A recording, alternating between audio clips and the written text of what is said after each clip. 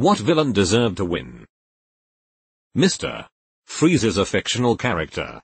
He's spending the money he stole to find a treatment for a fatal ailment. That Arkham Knight storyline with him was heartbreaking. Captain Hook. Peter Pan is a demon. He cut off his fucking hand. And Hook wasn't even mad about that part. The part he was mad about was Peter feeding it to a crocodile that then hunted him relentlessly, causing him to live in constant fear. Like, what the fuck, Peter? The rabbit from the Trix commercials. My man literally spent his own money to get this own Trix cereal. And then those damn kids stole his property. Saying LOL, Trix are for kids, fuck those kids. Back in the 90s he did get to finally have Trix after winning a race or something, and the prize was a bowl of Trix. They found out it was the rabbit and you had to write in to let them know if he should or shouldn't get to have the Trix. They let him have it. https://www. YouTube.com watch. V equals Bobby 5ZVQ80K. Tom from Tom and Jerry. Man. When I was little, Jerry had me crying. I was going to sleep mad because I couldn't beat him up. Dr. Doofenshmirtz. He has an amazing and kind goth daughter who loves him. He wins. Moby Dick. He's just trying to be a fucking whale and people keep trying to harpoon him. That's why my favorite book is Moby Dick. No frou-frou symbolism. Just a good simple tale about a man who hates an animal. The giant from Jack and the Beanstalk, even though he's not the villain. Oh yeah. Fuck Jack. I always wanted Azrael, Gargamel's cat, to catch and eat a Smurf. I have always wished for a Smurfs movie where they kill Gargamel in like the first 10 minutes. Only for there to be serious consequences in Smurf society. Overpopulation followed by famine and war. They lack a common enemy and thus turn on themselves as they try to survive. Suddenly, a small faction of Smurfs then teams up to torment a child who would grow up to be the next Gargamel. Edit. Thanks for the gold. Night King. He could have prevented Game of Thrones ending. It would have been so much more interesting if he'd won. Squidward. Imagine having loud and annoying neighbors on both sides of you. Making it difficult to get any peace and quiet in your own home. At the very least, you can have some solitude in your job at this restaurant that no one ever really visits anyway. And then your neighbor applies for the job. Passes with flying colors. And attracts loads of new customers. Not only making your job busier and livelier than what you signed up for, but absolutely decimating that home-work balance you once had. Mojo Jojo. He was actually a really nice person on Gee, you got to know him. Also in one of the old episodes he becomes the ruler of the world and actually fixes the world.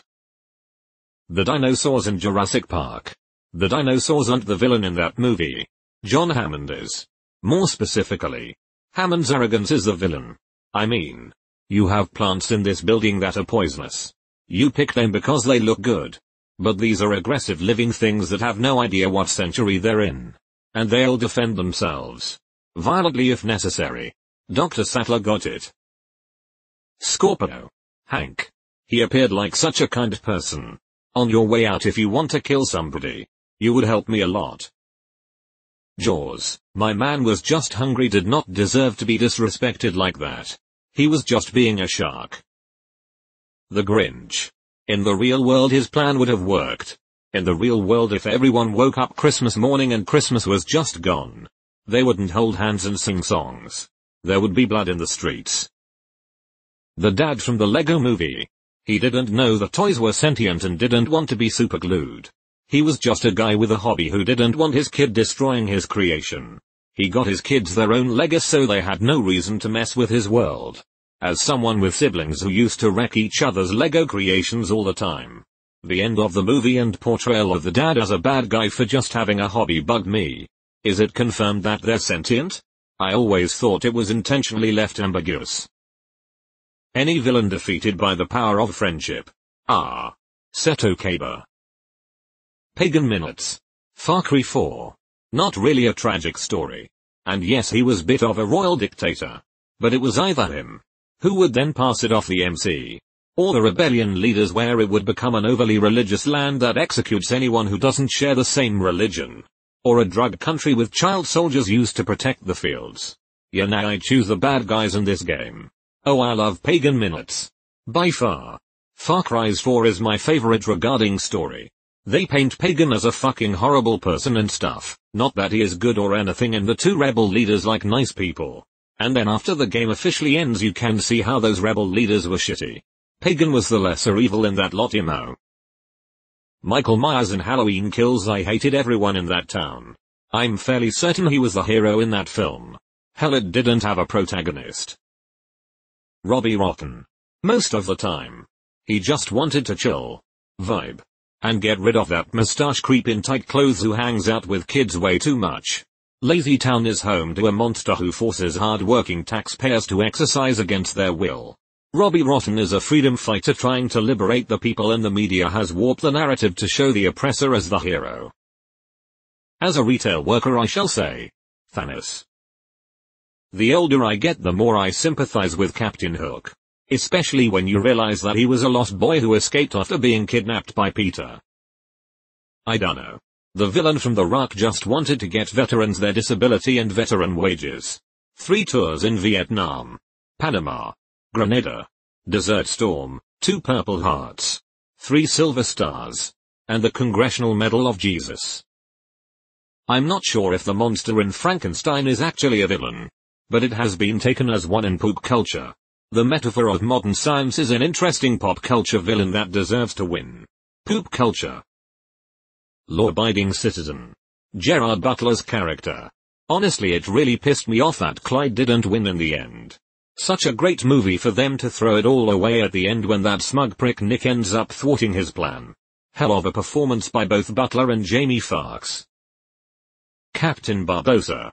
He was vilified for being a better pirate than anyone else. And he only wanted to escape eternal damnation and a hell on earth. I'd be pretty ruthless in that situation too. Yes. He mutinied Jack. But he's a pirate, and even then, he has much more class and honor than most of the other pirates. He won. He did die, but he won. Blade Runner's Roy Batty and the Replicants. They are not villains though. Ending of the movie clearly shows that. Wile E. Coyote. I always wondered why he didn't just order Acme Catering. I'm sure they must have had freeze-dried Roadrunner, tinned Roadrunner, and a bunch of other Roadrunner products in that damned catalog. Robert De Niro's character in Heat. He should have killed Pacino and gotten away. I can't watch that movie because of the ending. He broke his own code. He said he will drop anything if he feels the heat. Except apparently revenge.